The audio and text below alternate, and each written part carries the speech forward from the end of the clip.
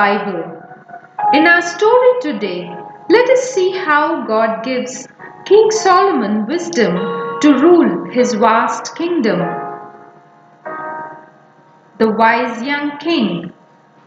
1 Kings chapters 3 and 4. When Solomon came to the throne, the kingdom of Israel extended from the river Euphrates right to the border of Egypt, and from the great sea, the Mediterranean in the west, to the great desert beyond Jordan in the east. There were not only Israelites living in the kingdom, but also people belonging to the desert tribes like the Edomites and Ammonites and much of Syria as well. To rule over a kingdom like that, the young king needed great wisdom. He was only 20 years old when he came to the throne. You will understand how greatly he needed the help of God. A little while after he took over the kingdom, Solomon went to Gibeon to worship God. And he offered up 1,000 burnt offerings on the altar.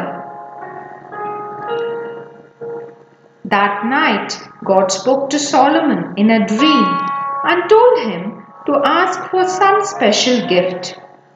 Then Solomon showed his real greatness. He remembered God's goodness to his father David and how David had walked honestly and righteously with God. Then he called to mind how difficult was his own task with such a great kingdom and so many different people living in it. Then he asked for this gift. Give therefore thy servant an understanding heart to judge thy people, that I may tell between good and bad. For who can in his own strength rule such a great nation? Solomon did not ask for riches, but for wisdom, and that pleased God very much indeed. He gave Solomon what he wished for. Because you have asked for this thing, and have not asked for long life, nor riches, nor victory over your enemies, I shall give you your wish. But I shall give you also the things you did not ask for, riches and honor, so that to the end of your days there will be no king to compare with you. And if you keep my commandments as David did, I shall grant you a long life too. After this, Solomon went back to Jerusalem and there offered up special burnt offerings and peace offerings to God. He also held a great feast for his servants. It was not long before Solomon had the chance to show the wisdom God had given to him. 2 women came to him with their tiny babies, but one baby was dead. During the night, the woman had put her baby in her bed and accidentally smothered him to death in her sleep. She accused her of swapping her dead baby with her baby in the middle of the night. In the morning, when she got up to nurse, her baby was dead. Each woman said that the living baby belonged to her, and they were very angry with each other. Now they wanted the king to decide to which of them the living baby belonged. The king was very wise. He called for a sword and told one of his guards to cut the living baby into 2 so that each mother could have one half. He knew that the real mother would be horrified at the idea, and that's exactly what happened. The real mother cried out, "Oh my lord, the king, don't do it, please. Rather, let her have the baby. Do not kill it, please." But the false mother said, Cut the baby in two, then it won't be mine, but it won't be hers either.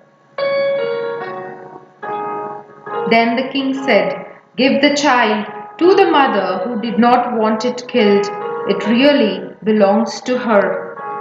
Everyone in the palace was amazed at the clever way Solomon had found out to which woman the baby belonged. King Solomon very wisely at this time chose for himself a number of able leaders to help him govern the country. There were 12 main officers, and under them served many officers. Part of their work was to see that the army was kept up to strength, for Solomon had 40,000 horses for his chariots and 12,000 horsemen. Besides these, there were men mounted on camels and foot soldiers too. It cost a great deal to care for such a large army. You can understand how great was the task when you read how much was needed to feed Solomon's retinue each day. 30 measures of fine flour, 60 measures of meal, 10 fat oxen, 20 oxen from the pastures, and 100 sheep, besides buck and deer and poultry. There was much feasting in Solomon's palace, and there he passed on his wisdom to the people who feasted with him.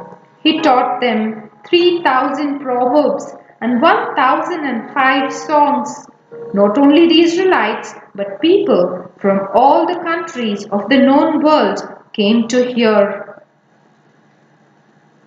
The fame of Israel was greater than it had ever been before, and greater too than it has ever been since those days.